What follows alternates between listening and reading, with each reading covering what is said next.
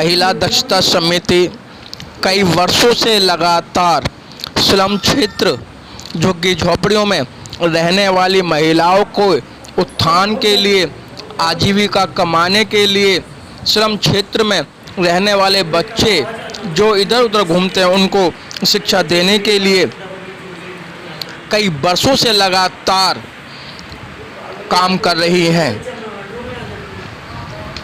महिला दक्षता समिति की अध्यक्ष विनीता शिखर आए दिन झुग्गी झोपड़ियों में जा जाकर महिलाओं को, बच्चों को उनके अधिकार, उनकी शिक्षा, उनका पालन पोषण कैसे हो सके उन सब पर कार्य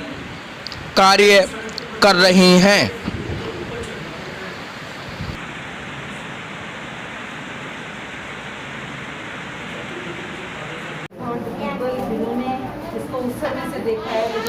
महिला दक्षता समिति द्वारा रंगारंग कार्यक्रम का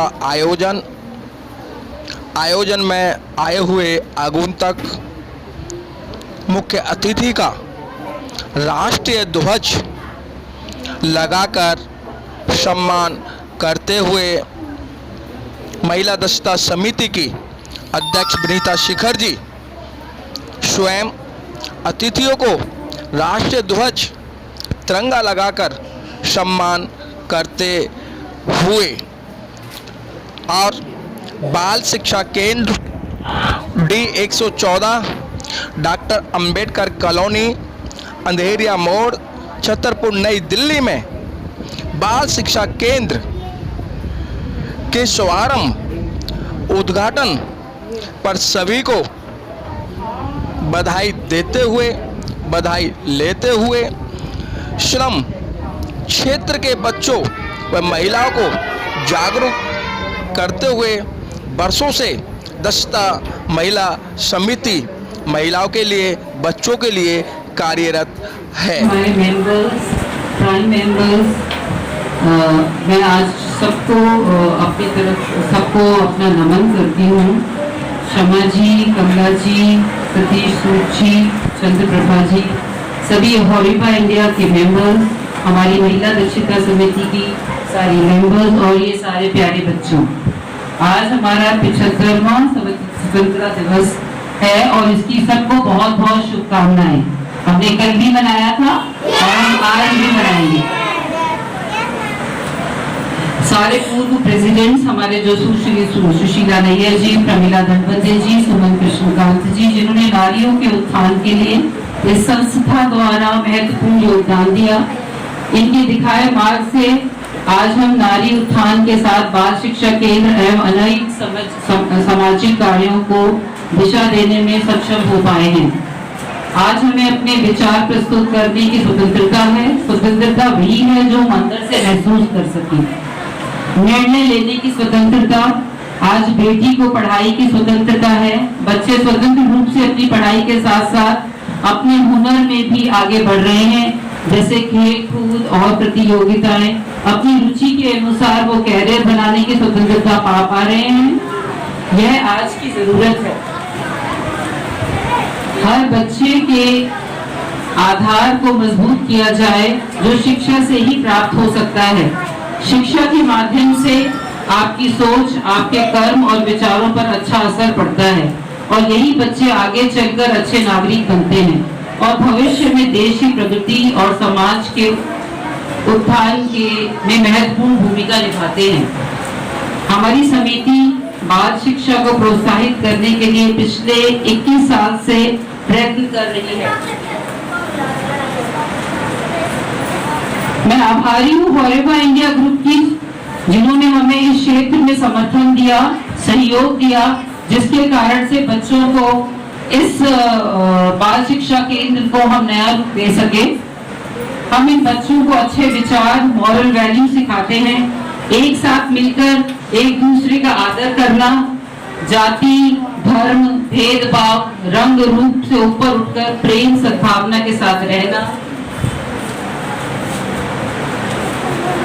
जैसे बड़ों का आदर करना, दूसरों की सहायता करना, मजबूर लोगों को मदद करना, प्रार्थना करना, प्रेम, शांति, अहिंसा, अच्छे चरित्र का पालन करना, मिलकर एक साथ परिवार में रहना, यही हमारी संस्था की बाल शिक्षा का अहम पक्ष है। हमारा ये निरंतर प्रयास रहेगा कि इन सब विचारों को ज्यादा से ज्यादा बच्चों को प्रदान कर सके। आप सबके सहयोग और शुभकामनाओं के लिए मैं सबको धन्यवाद करती हूँ। वतन मेरे आबाद रहे तू, मैं जहाँ रहूँ जहाँ में याद रहे तू। ऐ वतन वतन तू ही मेरी मंजिल है, पहचान तुझी से। तू ही मेरी मंजिल है, पहचान तुझी से। पहुँचूँ मैं जहाँ भी मेरी बुनियाद रहे तू।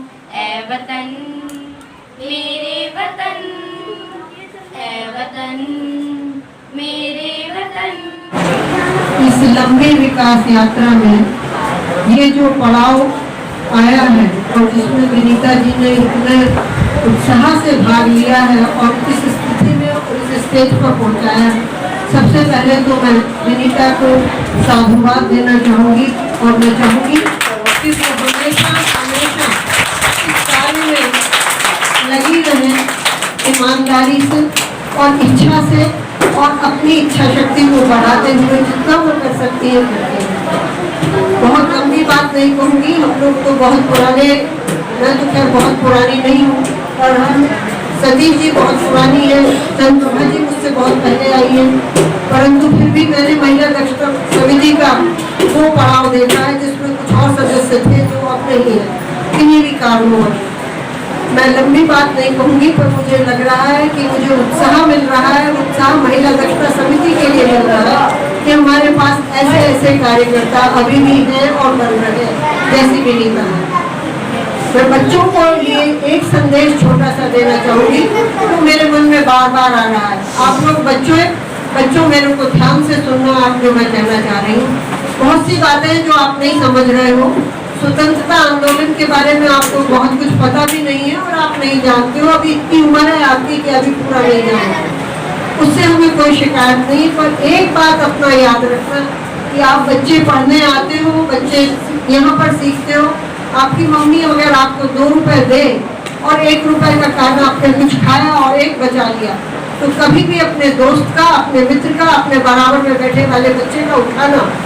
सब सिर्फ इस बात का ध्यान रखना कि मुझे उठाना नहीं है, मुझे चोरी नहीं करनी है। जिस बच्चे का जाएगा वो बहुत दुख होगा, हमारा भी पैसा जाता है तो बहुत दुख होगा। आप भी बच्चे अगर किसी का एक रुपया भी उठाओगे तो वो उसका बहुत दिल दुखेगा, क्योंकि माँ ने बड़ी मेहनत से कमा के वो बच्चे को पैसा दिया है कि तुम कुछ खा रहे हो। तो बस मुझे कुछ नहीं कहना है, बस अपने साथी बच्चे का, अपने टीचर का कोई चीज़ उठाना नहीं, चुराना नहीं, चोरी से बहुत बचना, फिर और सच बोलने की कोशिश करना। सिर्फ 2 ही बातें याद रखोगे, आपका जीवन सुधर जाएगा। बहुत बहुत नहीं कहूँगी। धन्यवाद। विनीता जी, मैं बहुत ही आज प्रसन्न हूँ इस प्रकार का विकास देखकर जो विनीता ने यहाँ पर किया है।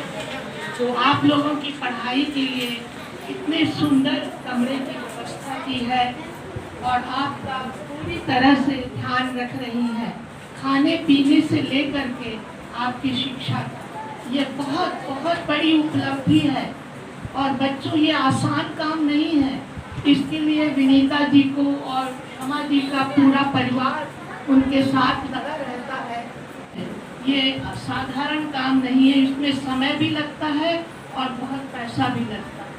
परंतु इसके पहले कि मैं विनीता जी के काम की प्रशंसा करूं, मैं क्षमा जी के बारे में, जो उनकी माँ है, जिनको मैं वर्षों से जानती हूँ और मैंने उनसे बहुत कुछ सीखा। मैंने ही नहीं, समिति की बहुत सारी महिलाओं ने। और मुझे अफसोस होता है कि क्षमा जी को इनफैक्ट पद्मश्री मिलनी चाहिए थी। मुझे आज भी मन है कि उनको किसी प्रकार से ग्रास रूट,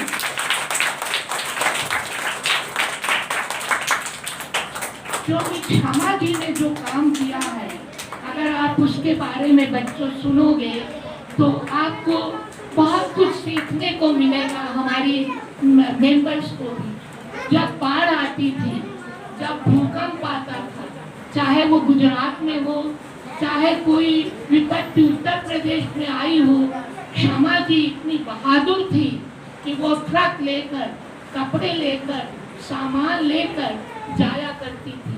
पानी में, इतने पानी में उन्होंने सामान, खाना बांटा है। इसको ग्रास रूट काम कहते हैं। ग्रास रूट काम का मतलब है जहाँ जमीनी आदमी रहता है, वो गरीब आदमी रहता है, जो विपत्ति में रहता है, जब आप उसकी मदद करते हैं तो मुझे नहीं लगता कि जब बाढ़ पीड़ितों के पास खाना नहीं होता, उनको एक पैकेट भी मिल जाता है, एक बिस्किट का डब्बा, जरा सी मूंगफली, कोई सत्तू के तुम खाना नहीं बना सकते, हमारी क्षमा जी ने किया। मैं उनके प्रति कितना ये बोल सकती हूँ, परंतु चूँकि इस समय नहीं है, कभी और अवसर मिला तो मैं अलग से उन पर बोलने के लिए आऊँगी और आपको बताऊँगी कि क्षमा जी ने क्या नहीं किया है। और हमारा दफ्तर पहले विनीता को भी नहीं मालूम होगा, जहाँ पर फायर ब्रिगेड लेन में होता था, एक कनॉट प्लेस के पास जगह है फायर ब्रिगेड लेन, सरकार ने वो दिया हुआ था। और इसकी संस्थापना उस समय के जो फाइनेंस मिनिस्टर दंडवते जी थे, उनकी पत्नी ने की थी और उन्होंने इतना काम शुरू में किया। दरअसल इस समिति की स्थापना जो डाउरी डेथ्स होती थी, जो दहेज के लिए जो लड़कियों को जान से मार दिया जाता था और उनको जला दिया जाता था, और वो बड़ा कठिन काम था। तब महिला तक छाता के पास कोई पैसा भी नहीं था, कोई ग्रांट नहीं थी। क्षमा जी जैसे अन्य तमाम मेंबर्स उन दिनों इतना डर नहीं था। ये लोग उन घरों के सामने जाकर, ऑटो से जाकर के, कोई मतलब ये नहीं है कि गाड़ियों में कोई उस समय घूमता था, ऑटो से जाकर जिस प्रकार भी पहुंचकर वहाँ धरना देती थी और मतलब उन लोगों को किसी न किसी तरह से उन सास ससुर और परिवार के लोगों को दंड दिलवाती थी। तो इसकी स्थापना एक्चुअली उस समय हुई जब देश में बहुत ज़्यादा महिलाओं पर अत्याचार हो रहा था और दहेज प्रथा भरपूर चल रही थी। हालांकि वो आज भी ख़त्म नहीं है, पर अब वो उसका रूप बदल गया है। उस समय तो लड़की को जला देना बहुत आसान काम होता है। उस समय की जो सेक्रेटरी थी, उन्होंने इस पर एक किताब लिखी जो पूरी दुनिया में प्रसिद्ध हुई, ब्राइड्स आर फॉर बर्निंग, बहुएं जलाने के लिए होती हैं, और वो आज भी किताब बहुत अच्छी है। तो क्षमा जी का और उस दौरान का काम, उसके बाद तो प्रेसिडेंट कमला जी ने विनीता ने बताया और आई, और अभी सुमन जी हैं, और विनीता जी ने काम सुमन जी के समय शुरू किया है, परंतु वे क्षमा जी के पद चरणों पर चल रहे हैं। इस बात से मुझे बहुत बहुत खुशी है, और वो उससे भी आगे बढ़कर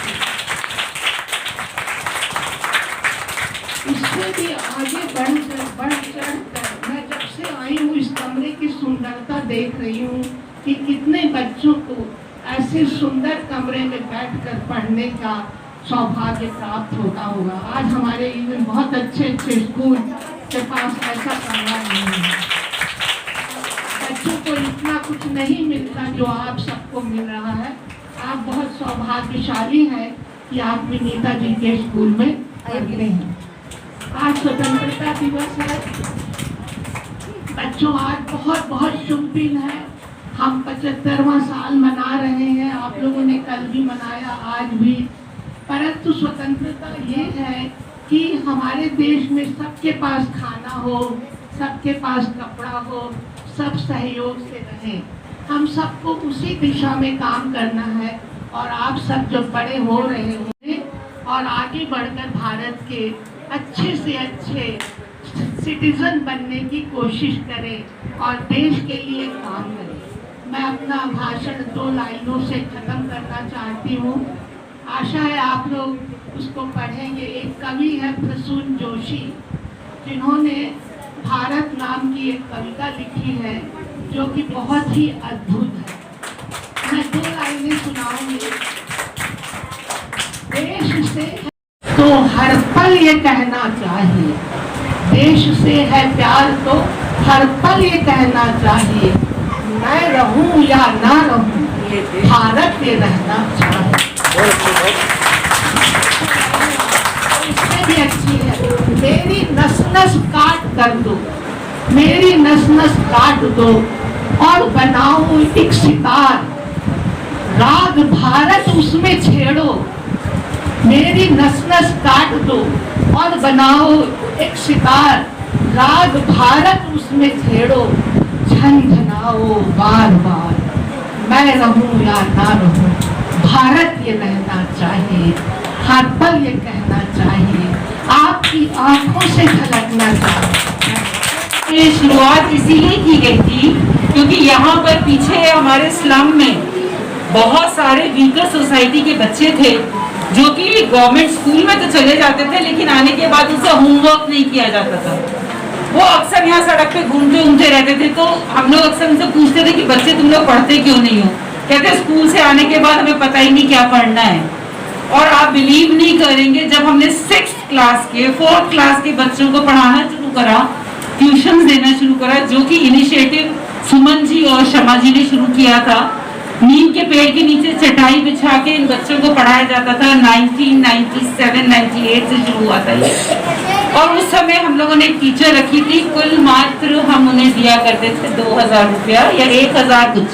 वो कहती थी मैं सोशल कॉज के लिए यहाँ करने आऊंगी। हमें लगा कि हमें ट्राई करना चाहिए और मदद करनी चाहिए। आप विश्वास नहीं करेंगे, मदद करने के लिए हमने सिर्फ उस समय 15-20 बच्चे बैठाए थे और हमें ये रियलाइज हुआ कि हमें तो काम अगर करना है तो इसी पे ही करना है, क्योंकि क्लास 4th और 6th के बच्चे को ABCD भी नहीं आती थी, उसको कैट बैट रैट कुछ नहीं पता था। तो हम सोचते थे पास कैसे हो जाते हो। सो हम लोगों ने स्कूल जाके सर्वे करना शुरू किया तो हमें पता चला कि एक रूल ही है कि आपको पास ही करना चाहिए क्लास तक। उस वजह से जब हमने बच्चों को पढ़ाना शुरू किया, का से कबूतर, अब हम आगे वेट कर रहे हैं कि वो खा से बताएंगे, दे डिडंट नो एनीथिंग। तो हमें लगा कि अगर यही आगे चल के हमारे देश के नागरिक बनने वाले हैं, अगर हमारे शुरुआत ही यहीं से है, ठीक है हम महिलाओं के लिए हम लोगों ने शुरू किया, हमारा हम महिलाओं के ही तो बच्चे हैं, अगर इन्हीं को ही कोई अगर नहीं संभालेगा तो कैसे संभलेंगे। फिर उसके बाद क्या हुआ, बच्चे सिर्फ लड़के लड़के आते थे।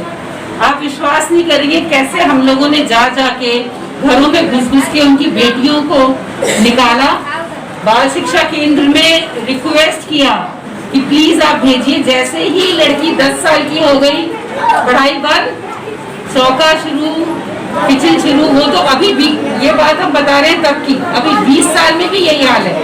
इसमें से कम नहीं तो 15 लड़कियां छोड़ के जा चुकी है, क्योंकि लॉकडाउन हो गया, हम 2 साल फॉलो नहीं कर पाए। अब मैं उनसे पूछ रही हूँ कि वो कहाँ है, तो पता चला कि मम्मी पापा ने 8वीं क्लास के बाद पढ़ाई बंद करा दी, क्योंकि अब वो सिलाई सीखेगी, खाना बनाएगी, काम करेगी, पढ़ने से तो उसको कुछ ज्ञान से कुछ मिलेगा नहीं। सो हम जो ग्रास रूट पे जाके जो अभी भी करते हैं, उनके घर जाते हैं, अब उनके सबके नाम लिखे जाएंगे, पते ढूंढे जाएंगे, लड़कियों को वापस घर से खींच के लाया जाएगा, री-एडमिशंस कराए जाएंगे, काउंसलिंग कर करके, because I feel this is the best initiative one can do. शुरुआत करी तो हमने ये कमरे में करते थे और लास्ट बाई मार्च हमारे साथ हॉरिबा इंडिया के मेंबर्स और हॉरिबा इंडिया से जितने मेंबर्स स्टाफ जो भी यहाँ पर हैं, सब लोग हमसे जुड़े और उन्होंने कहा कि उन्हें CSR इनिशिएटिव लेना है और वो कुछ करना चाहते हैं रियल, जहाँ पे उनको रियलिटी दिखे। बिकॉज NGOs बहुत हैं, बहुत सारे लोग हैं, लेकिन एक ही इस तरीके की ऑर्गेनाइजेशन है जो कि हमारे किसी भी तरीके से कोई योगदान से NGO नहीं चलाते। वो पूरा पैसा 100% कॉज के लिए जाता है। Because most of the NGOs में ये भी एक है कि they run the NGO with that. And इनका जो इनिशिएटिव जो इन्होंने लिया, इन्होंने हमारे साथ इनिशिएटिव में एक जो सबसे बड़ी बात करी है, हमारे सुधार गृह के लिए इन्होंने हम लोगों को मशीन्स दी है, वहाँ पे मशीन्स लगाई हैं, जितनी भी हमारी पुरानी मशीन्स थी हमने सारी चेंज करके फॉरेबा इंडिया के थ्रू जो हमें मशीन्स मिली हमने वहाँ पे वो मशीन्स लगा दी हैं। हमें वहाँ के लिए 2 कंप्यूटर्स हमने सेट करे हैं, जिससे कि हमारी इनमेट्स को एक टीचर रख दी है जो कंप्यूटर अलग से सिखाने आती है। प्लस हमारा एक जो नेक्स्ट इनॉग्रेशन होने वाला है वो बदरपुर में होने वाला है, जहाँ पर हम एक सिलाई सेंटर एंड विद 2 कंप्यूटर शुरू करने वाले हैं, which will be at the end of yes, so वो भी जो शुरू होगा, तो I'm really thankful for their thought और इनका the belief in us. So हम सब साथ मिलके अगर इस तरीके से जब हम करते हैं काम तो पूरी कायनात भी जुट जाती है हमें मदद करने के लिए। तो मैं सोचती हूँ this is a help from God actually in form of Foreba. And मैं अब सारे मेंबर्स को धन्यवाद देती हूँ जिन्होंने जुट लगा के जान लगाकर इस संस्था को संभाला और हम लोगों के लिए इंस्पिरेशन बने कि हम उस काम को लेके आगे चल पा रहे हैं। बहुत बहुत जो सालों से अपने पैसों से क्या कर काम नहीं किया, तो प्लीज आप लोग इनको आगे भी मदद करते रहें, इसको रोके नहीं। CSR की मदद जो है आपको भी बहुत खुशी होगी ये देख करके कि हमारा ऐसे अब बताइए बदरपुर में सेंटर जब खुलेगा तो इनको वहाँ जगह चाहिए, इनको ऐसा ही सुंदर कुछ वहाँ बना दीजिए, क्योंकि हम लोगों ने जब शुरू हुआ था तो 5 स्टेट लेन से चल रहा था, सरकार ने वहाँ जगह दी थी। बाद में सब लोगों ने मिल करके कड़कड़ जुमा में एक स्वाधार कहते पहले अब हमेशा वहाँ इतना अच्छा काम कर रहे हैं कि वो लड़कियाँ भी कितनी खुश हैं। तो मेरी आप लोगों से हाथ मिलती है कि आप को और आगे भी मदद करें। महिला दक्षता संस्था को नमस्कार, मैं फॉरेबा की तरफ से केवल यही कहना चाहूँगा कि जब हम महिला दक्षता समिति के साथ जुड़े तो महिला दक्षता समिति was very very very open. उन्हें ये नहीं था कि हमें आप पेमेंट कीजिए, लिस्ट ऑफ आइटम्स है, हमें ये चाहिए, आप जैसे भी प्रोवाइड कर दीजिए, आप मटेरियल प्रोवाइड कर दीजिए, आप पेमेंट कर दीजिए। तो very very open and that's the thing which has touched Foreba कि यहाँ पर focus is not on the money but on the resource, that the resource has to be given. ये रिसोर्स हमें देना है किसी भी तरीके से जो ज़रूरतमंद लोग हैं उन तक पहुँच पाए, और ये चीज़ थॉट प्रोसेस जो है वो फॉरेबा को कनेक्ट कर पाया है। And Foreba we will definitely look forward